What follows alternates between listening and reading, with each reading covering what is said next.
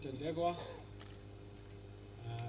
who has with us also a couple of other guests, Mr. Joshua Oigara, Mr. Steve Getagama, the representative of our patron, Ms. Judy Kibaki, and I recognize Judy because she never fails to be here to represent the patron or to come. Last year we skipped 1 year because of COVID, but as soon as we are able to resume, she's back. So thank you very much for your passion for Starehe and for taking time to be here with us. Dr. Joan, representing the Cabinet Secretary and your colleagues from the Ministry. Before I start, I would like to introduce the members of the Managing Committee who are here with us today. So if I could ask you to stand and we can all get to know you.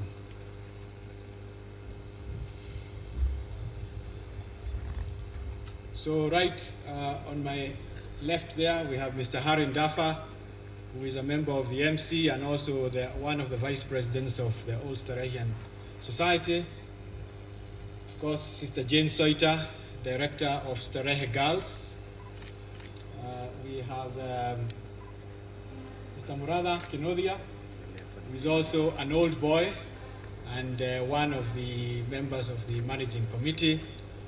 And of course, Josephat Moora, who everybody knows is your director as well as a member of the managing committee. So thank you very much for being here and for taking time to be with us here today. As I start, we are here today really to celebrate Founders Day. And the three founders of this noble institution, every old Starehian has a file number. In fact, even the current Starehians have a file number. And the first thing they do when you meet a Starehian is they tell you, I am Mr., for example, Peter Ndegwa, file number XYZ. Unfortunately, we don't have file numbers for members of staff. But if we did, then the founders that we are here to celebrate today would be file number 1, file number 2, and file number 3. And all members of staff, if it was up to me who had worked for Starehe, would also have a file number. And why do I say this? Because the people who work for Starehe are in their ways special.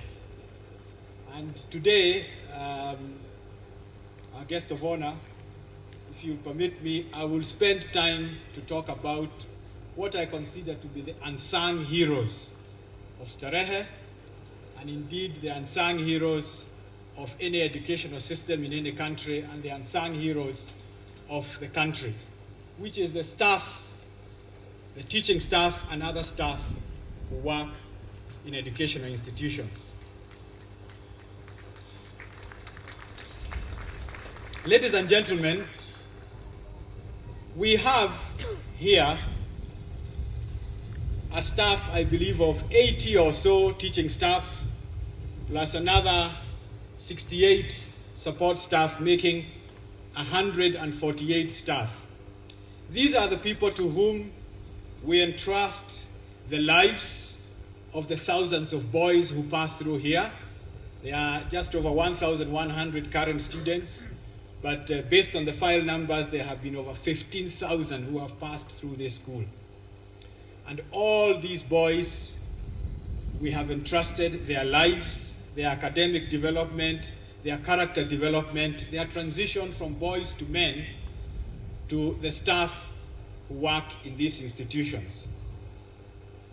I know they have been recognized earlier, but I will ask first the senior leadership team to stand.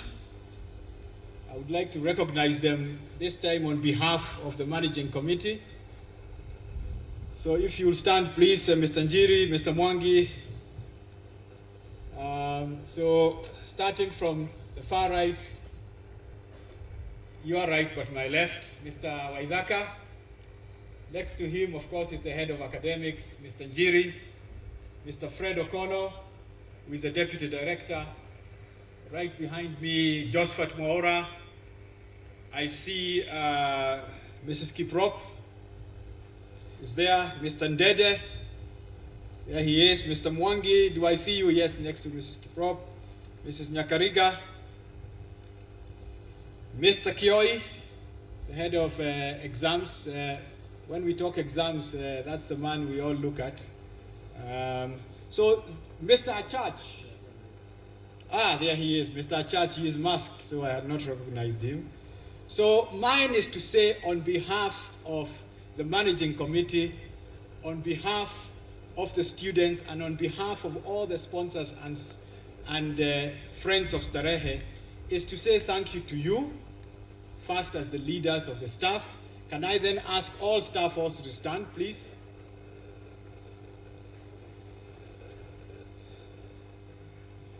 So, ladies and gentlemen, these are the 148 people who ensure that what we call Starehe works. They are the ones, as I repeat again, to whom we entrust the lives of these young men. We entrust the academic development of these young men.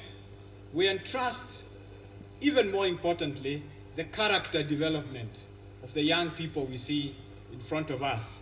And increasingly, as demanded by the labor market and indeed seen in the curriculum-based development, the skill development of this. You may sit. Thank you very much.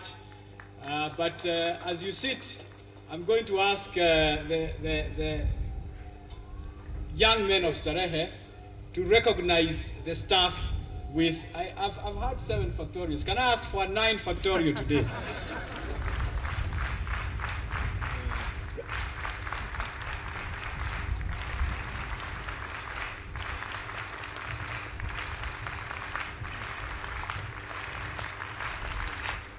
Thank you.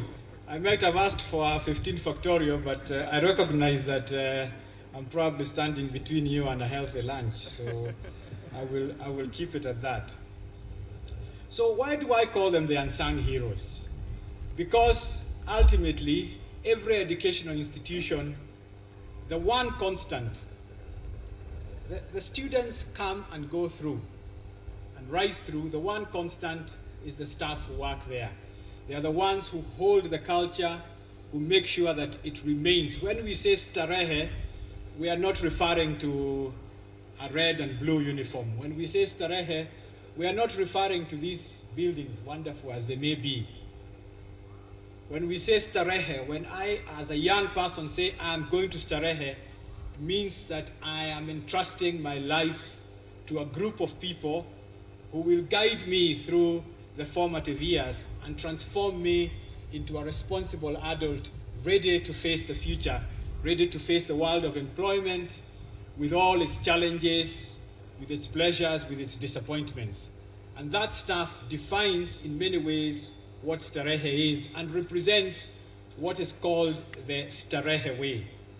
Now, we have had a lot of debates about how you define the Starehe way, but I do not attempt to put it in words. The Starehe way, we see it when we see people like Mr. Ndegwa here, when we see people like Mr. Abdi here, when we see Edward Joroge, who we are looking forward to rescuing KEPSA, when we see awards of the Best Constituency Development Fund going to Mr. Peter Kenneth, the Honorable Peter Kenneth, we understand through the actions and through the way that they conduct themselves what the Starehe way means. And you are the custodians of the Starehe way. We look to you to make sure that it is kept the way it is and where it needs to be developed and to grow. It is you, our staff, who do that on our behalf. Earlier, when I talked about the pillars, we talk of 2 pillars in educational institutions, the academic development and the care or the pastoral development or the character development. Increasingly, we have had a lot of mention of curriculum-based development and a change that emphasizes more the development of skills.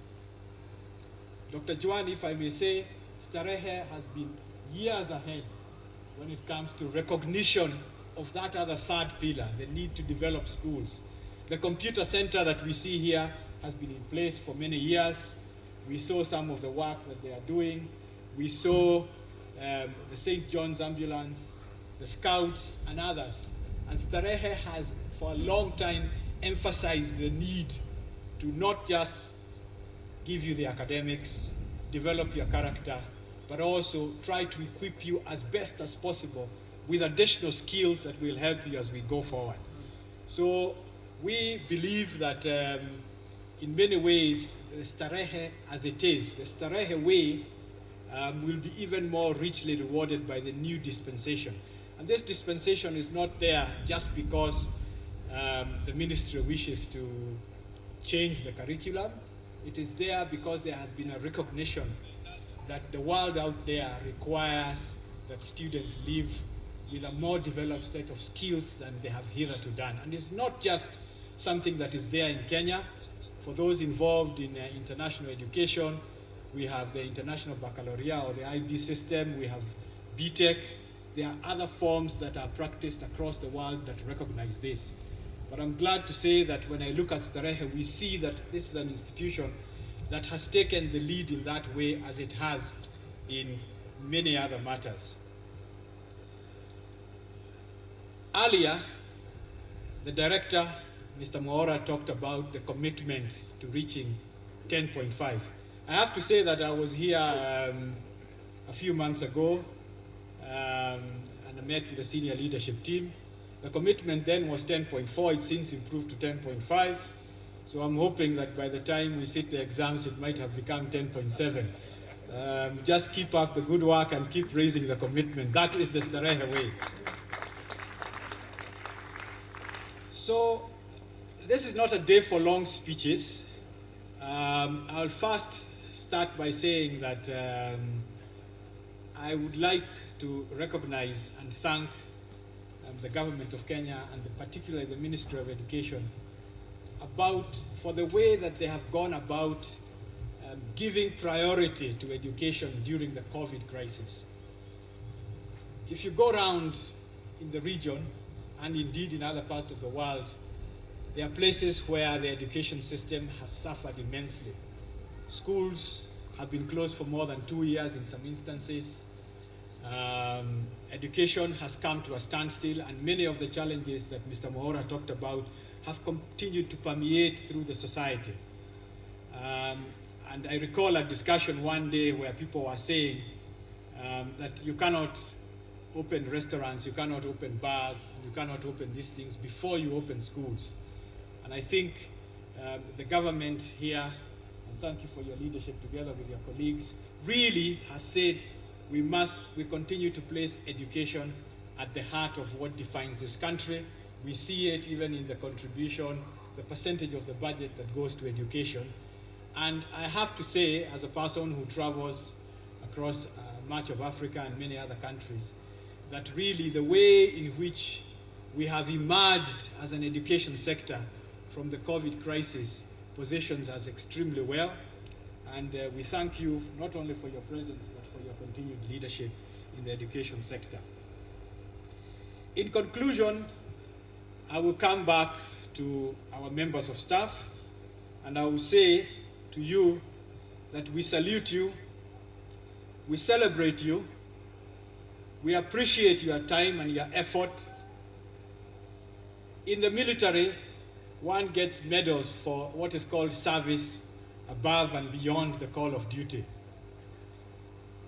In the teaching profession, there are no medals. You do not walk around with a nice medal, but we recognize as a managing committee, and indeed I know I speak for other members and friends of Starehe, that we recognize that in order for Starehe to be what it is because of a staff who are willing, have been willing historically, and will continue to be willing to serve above and beyond the call of duty. So I want to say in conclusion, thank you very much for everything you have done, for everything you continue to do, and we look forward to celebrating the 10.7 at the end of this year and to continuing to grow Starehe into an even greater institution. Thank you, ladies and gentlemen, for your time.